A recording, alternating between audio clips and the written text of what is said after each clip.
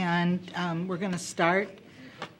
Well, I'll call the meeting to order and ask for an approval of the minutes. Any chance of that? Move to approve the minutes. Okay. Any discussion or changes to the minutes? We have a new member tonight, Alderman Fisk from the First Ward. Welcome. What I'm going to do first is we have a sign-up sheet with people who would like to speak. So first on our sign-up sheet is Bill and Karma McClure, who have an issue on our agenda tonight. Welcome. Thank you. I just wanted to be available for any questions, if there are any. My name is Bill McClure. My wife Karma is in the audience. We're at 12 Milburn Park in Evanston. And we petitioned for a subdivision of our two-lot property, and it has been considered by the P&D committee. And after due consideration, they looked at it and wanted to file a memorandum along with the plat of subdivision, to which we have no objection whatsoever. But if there are any questions, very happy to respond. Seems pretty straightforward. Thank you very much for being here in case there are some questions. Thank you. All right. So next on our sign-up sheet is Betty Esther. Betty? Right. I didn't see her. Oh, there she is. Yeah. You want to speak, Betty? Betty, we're taking people on the sign-up sheet to speak. Your name is here.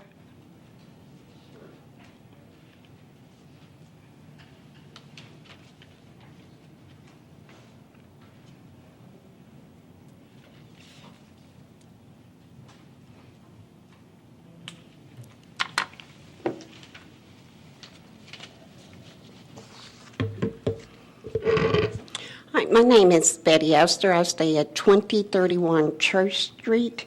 And I have some question about P2 Resolution 23R-11 about the bond cap that you're taking it off, and this bond is going to be for commercial endeavors and also for single housing.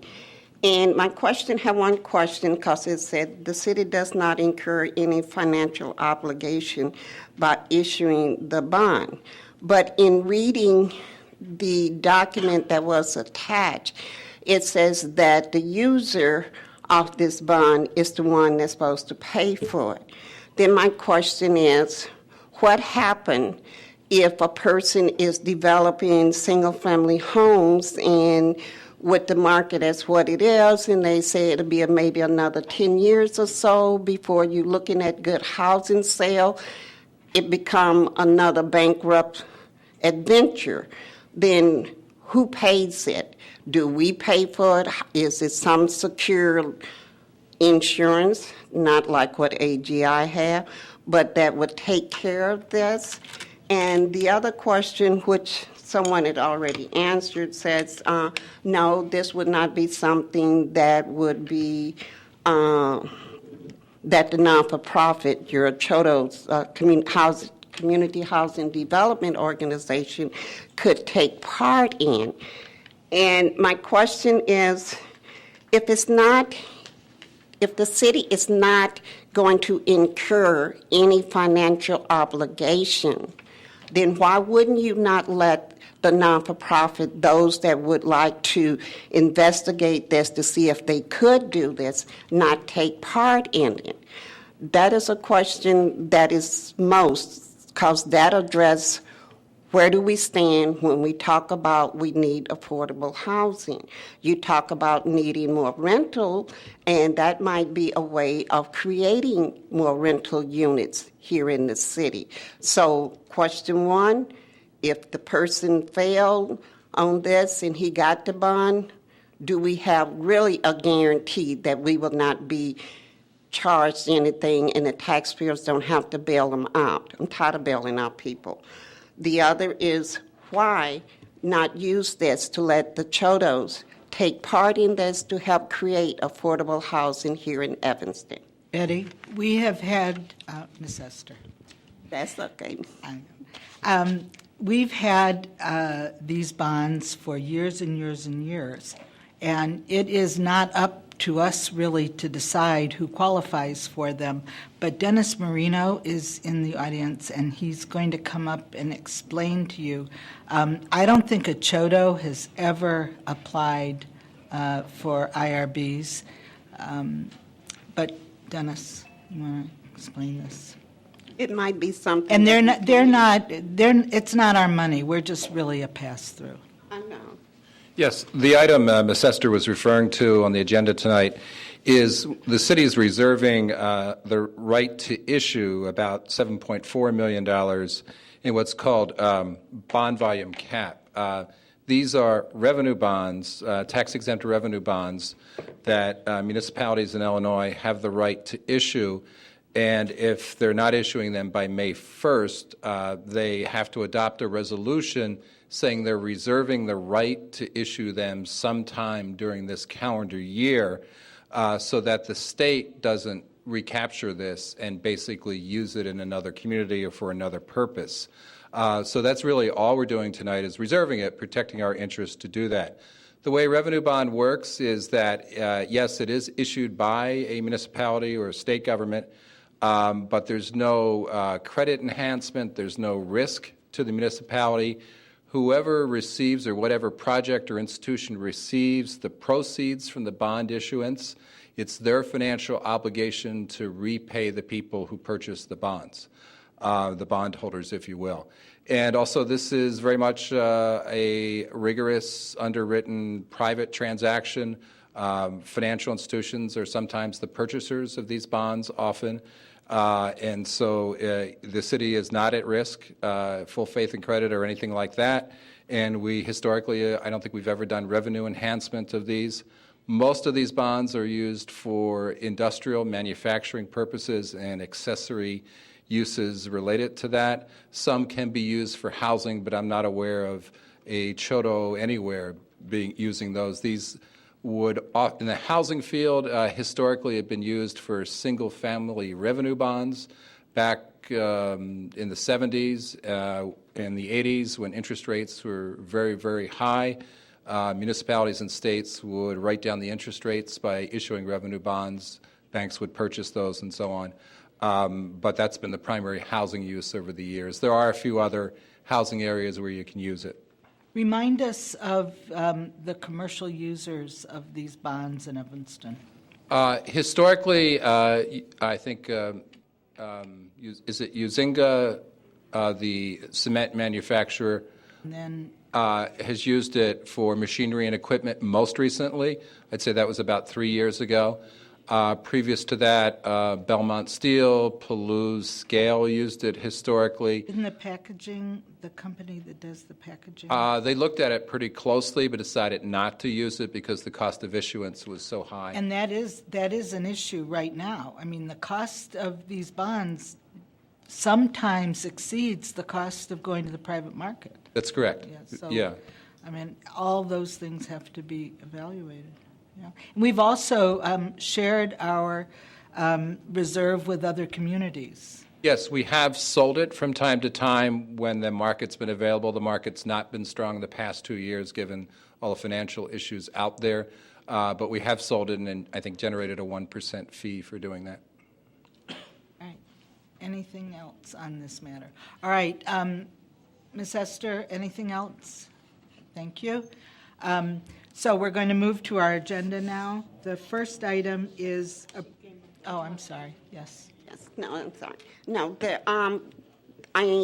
what Dennis has said is very interested in everything, and since we do in time to time can issue these types of bonds and everything, I would encourage the city to start looking at them and seeing how and if possible to include those in the makes of having your Chodos being able to use those.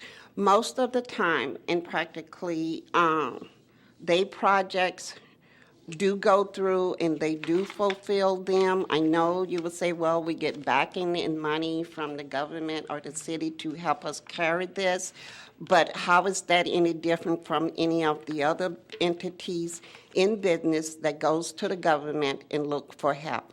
That's Right. it. Thank you. Betty, if you don't mind my saying so, there is nothing to keep your Chodo from applying to use these bonds. So. Oh, okay, we will be doing that. We will be investigating to see if it's a possibility for us to do That's- that. that's what you have to do. But you had said that we couldn't get these. Who So said that? you said we don't apply for those, for the Chodos don't get the IBM. No, I said they never did apply. I'm not saying you're not allowed. I'm saying it's not our job to go out and try to encourage you to apply for these. If you are interested in doing that, do it. And then we'll find out, whether you qualify. No, we will be applying, and I just wanted to know that the city would be saying if we do qualify, that you will be looking and saying, yes, we can do it. That's all. Thank you. Good luck. All right, first item on the agenda is approval of the plat of subdivision for 12 Milburn Park. We just heard from Mr. McClure. Staff recommends approval of the subdivision of 2 lots of record, 1 zoning lot held in common ownership to comply with the zoning ordinance. Our staff is recommending that the enclosed memorandum from the city engineer, Paul Schneider, concerning the current and future driveway access be recorded with the plat as a condition for approval. Could I have a motion? Move approval? Second. All right, any discussion? No discussion. All right, all those in favor? Aye. Say aye. All right. Any opposed? Next item is Resolution 23R11, which reserves $7,396,415 in the city's 2010 bond volume cap allocation for the year 2011 for single-family housing in the Industrial Commercial Revenue Bond Program. Could I have a motion? Move approval? Second. Is there any discussion on this? No. Alderman Wilson. I guess more of a comment to make it 100% clear, because some people have asked me about this. We're not actually issuing the bonds. This is just reserving the allocation. So it's not a question of issuing the bonds. Now, if somebody were to apply, they would apply, and we would review the actual application at that time. That is correct.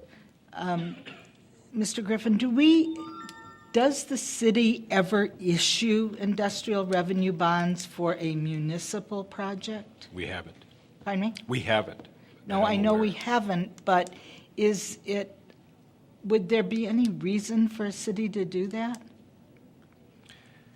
I mean, when we You know can that do answer? government, obligation bonds, I'm not sure. There is an Internal Revenue Service circular that talks about eligible activities for these bonds and includes things related to recollection of wastewater treatment plants, things like that. It's a question we'd have to pose to bond counsel to be sure of. We've not issued these bonds for that purpose before, but it's a very restricted area where they can be used. But for that question, we would turn to bond counsel to get an experienced answer. Okay, fine. I know that not in my lifetime have we done it. All right. Any other questions? Alderman Fisk, do you have any questions on this? I just had a question for Dennis. Can you talk into your mic? What about for cleanup, site cleanup? Is that a possibility?